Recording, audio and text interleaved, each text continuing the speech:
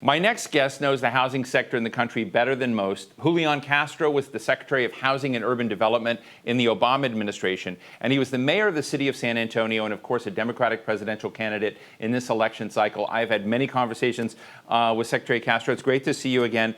Secretary Castro, I have your name on Google Alert. So when you eat cornflakes, I get an alert. I get, when you walk the street, I get an alert.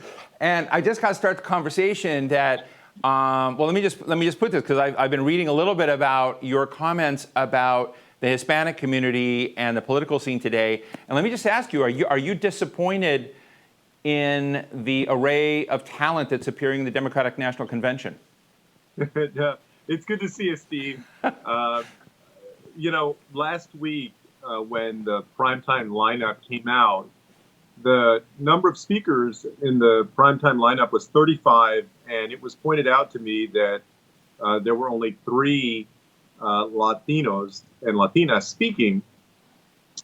And what I said was that I also didn't see any Native American speakers or Muslim American speakers, for instance, and that just didn't reflect the beautiful, diverse coalition that Democrats have put together over the years. And so one of the things I said is that representation matters, and that you need to make sure with the Latino community that there's investment in voter registration and outreach.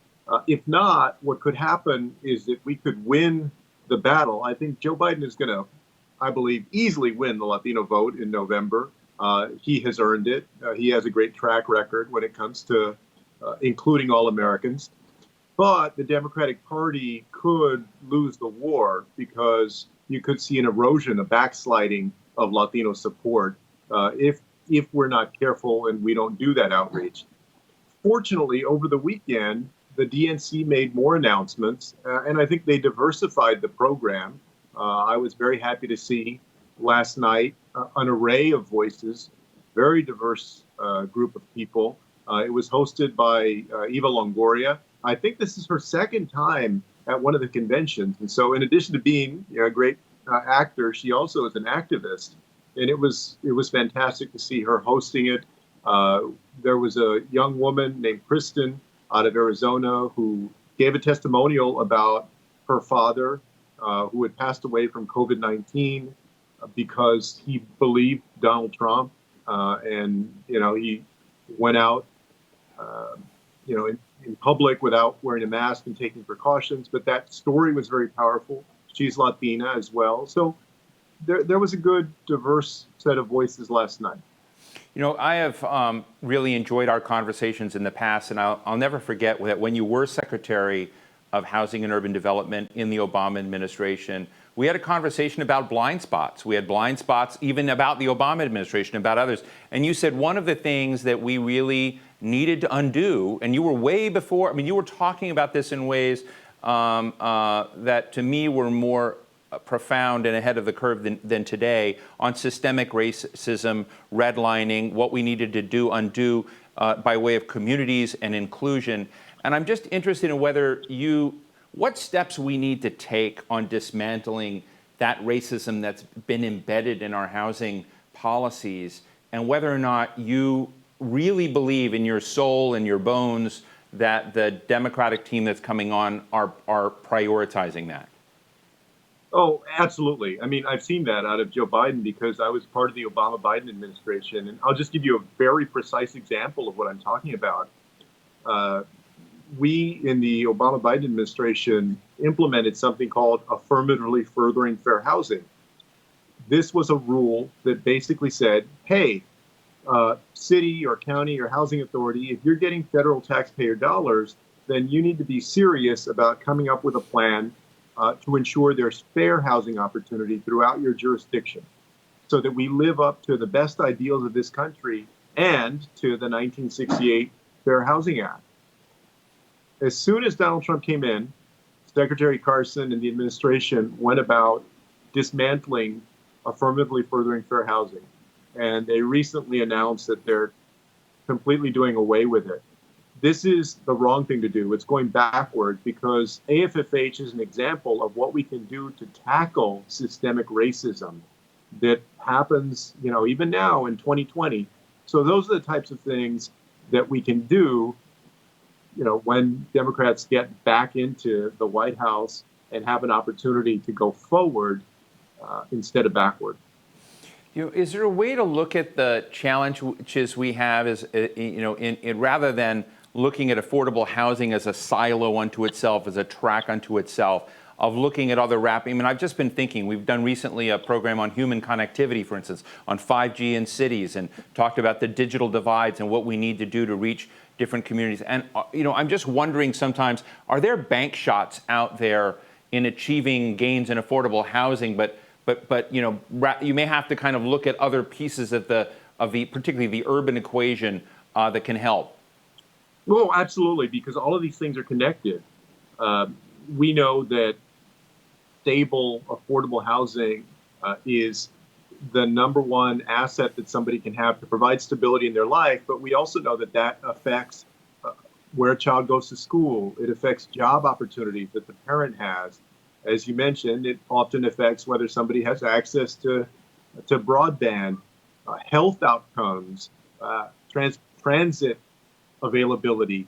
So all of these things are connected. And some of the most exciting work that happened in the Obama-Biden administration was around connecting all of those dots. And I'm thinking specifically of the Promise Neighborhood Program, the Choice Neighborhood Program, making investments in communities who were doing a great job of linking all of these things together. We can also get better in the federal government about working amongst ourselves collaboratively.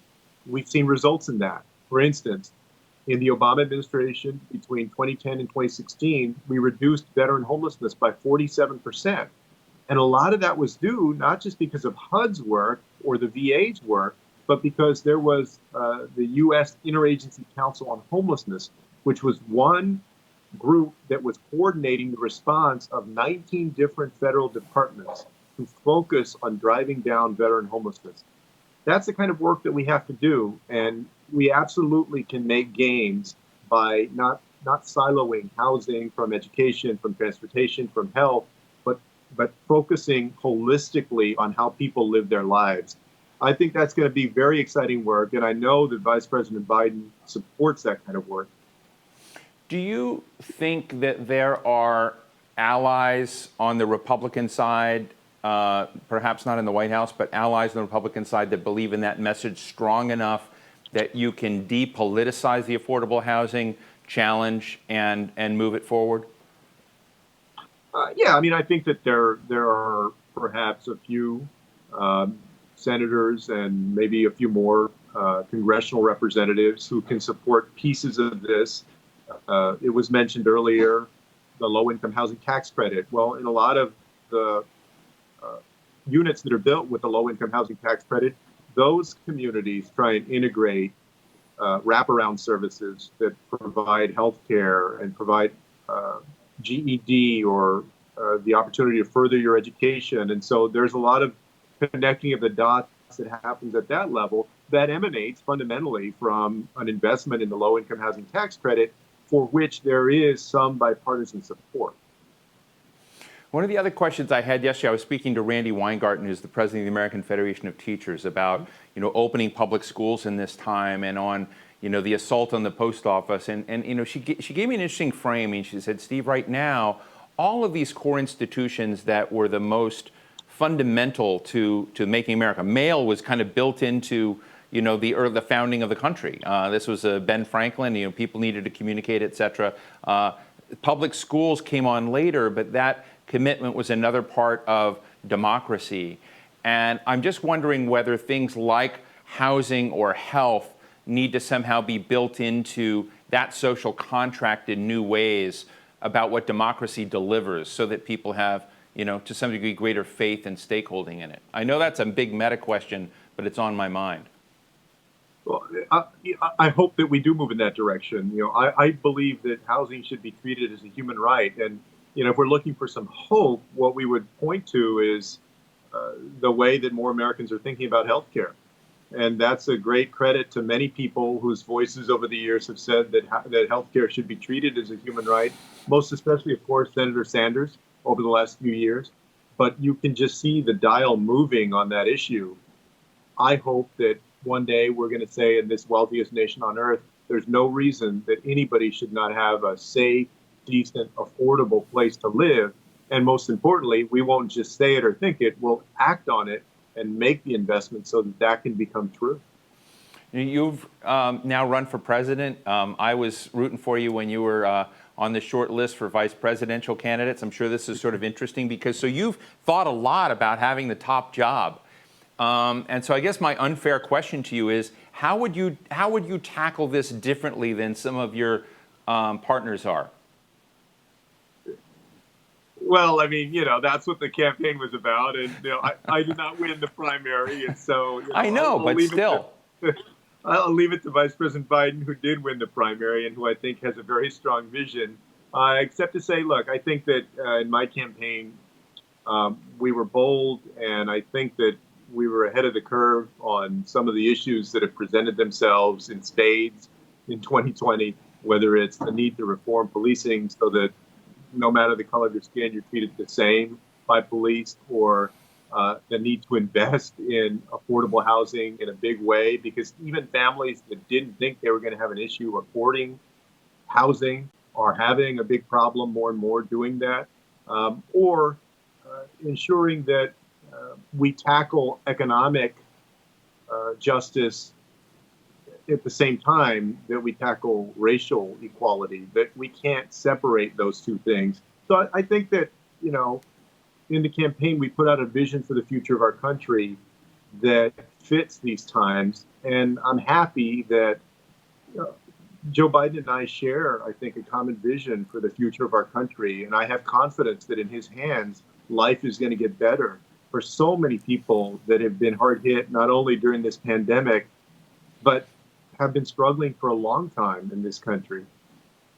Chris Christie was on my show the other day, and I made the comment, because we and I are about the same age, that he's remarkably young compared to the contenders that are running. And he sort of announced on my show, he says, I'm really thinking of running, and I'm probably just going to do it in 2024.